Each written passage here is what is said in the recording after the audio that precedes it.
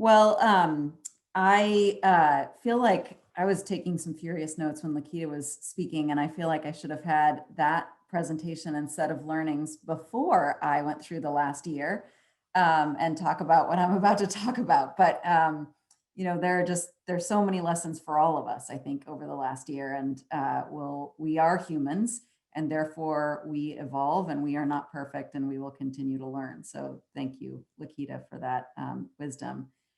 So I'll talk to you a little bit about what we went through in the last year and some of the things that I learned. But one of the reasons I did the trust barometer panel with Hanson is I really admire that work, and I really admire the thinking about communications as such a powerful lever to build trust. But because you're inherently thinking about how do you communicate to an audience, and your audience is people, it all starts with people. And one of the reasons that I like to do the work for the chamber is because business is made up of people, and we sometimes tend to think about it as sort of these institutions but we're all just people trying to sort of navigate the world and play our own roles and figure out how to make progress together. So communicators play a really powerful role in making sure that we move forward successfully. So my biggest lesson from the last year was thinking about how to use communication and leadership, and really being pushed to use communication in my own leadership in new ways, and even some uncomfortable ways, or ways that would have been previously uncomfortable. But there's no forcing function like a crisis. It gives you courage and drive, and it definitely forces the question of sort of what's the worst that could happen. And it forces you to take risk, because in many cases there is no alternative. And so I think we and I personally evolved to a communication style or a leadership style that was more open, more frequent, and hopefully more inclusive. And I think we did make progress in that regard, although certainly have not arrived in any respect and have ongoing learnings there. So just to bring us back to a little over a year ago, back when we did things like sit, right next to Hanson and have a panel with a group of people in a room. We were flying 130,000 passengers a day. And February 29th was the day that there was the first death in Washington state, and Governor Inslee declared a state of emergency, and we opened our command center, our emergency command center, which we open frequently, or as rarely as possible, but only when there is an incident. And the command center was open for a very long time. The next day, and just sort of to give you a sense of the arc, we were flying 130,000 passengers a day before COVID, and went down to 4,000 or 5,000 passengers a day. That's significant of a decline, and are now coming back up. So we'd never really seen anything like that in our industry, except for right after 9/11, but this was on a sustained basis. But at the time of that first declaration of emergency, we really did not know what we were going to get into. And I think leaders and less often communicators, but leaders often want to wait until there are answers before communicating. And we all know as people, if you've ever sat on a delayed airplane, you want the captain to come on and tell you what's going on, even if they don't have an answer. If you're in a doctor's appointment, you want them to tell you something, even if they don't have the answers, because it is settling for us to have that connection.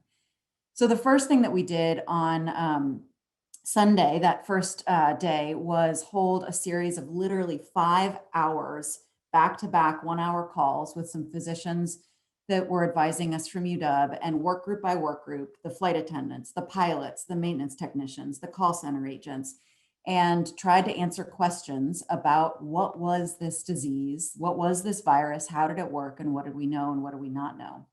And a lot of people dialed in. It was fairly unprecedented. And there were a lot of things that we didn't know. I mean, at the time we were saying, don't wear masks. We were saying cleaning's the most important. All the management employees went out and cleaned airplanes. And there's photos of us all on the airplane, cleaning airplanes without a mask on. And now, looking back, we kind of had that backwards. But just sort of that imperative to kind of get information out there. We started a series of webcasts. We did stumble, Lakita. The first webcast, we were so excited. we were going to have more people than ever before join a webcast, and we put it on a server that crashed. So we had to say, send an email saying we're going to pre-record this and then put it up on the website. And we got to know our partners in IT really, really well. And we hadn't worked with them as closely before. But we kept doing those webcasts every 2 weeks. We moved them to every month. Now they're every 6 weeks, but that is a much more frequent cadence than we had before. And we would say what we know and what we don't know and what we're going to do next. And that was sort of the continued cadence. I started sending a daily email to all 23,000 employees, which was just sort of a recap.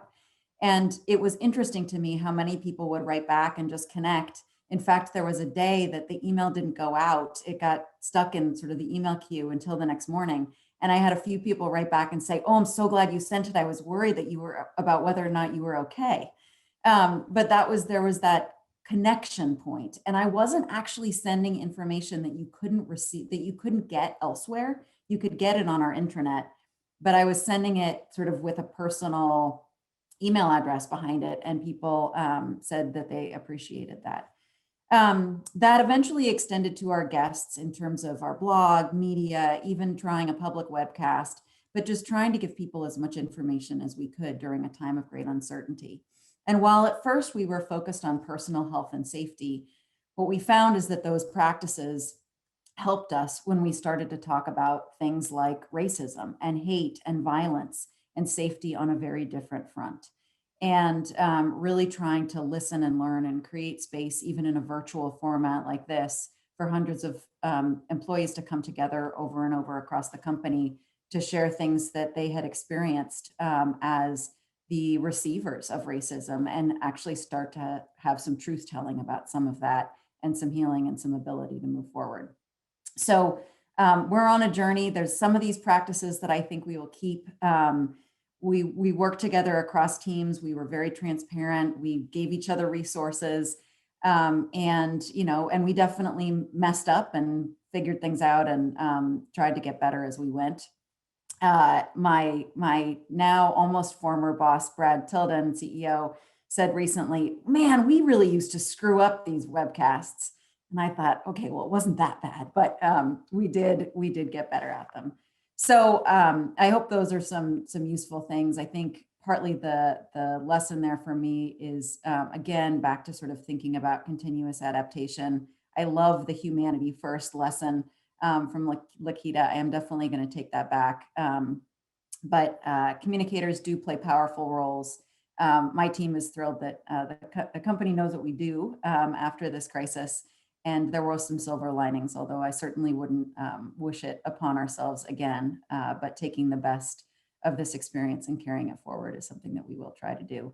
And if there's any members of my team on the line today, I just want to say thanks, because they were true heroes in working long hours and trying to support our guests and our employees through the crisis. So thank you all. And I will look forward to learning from Sage.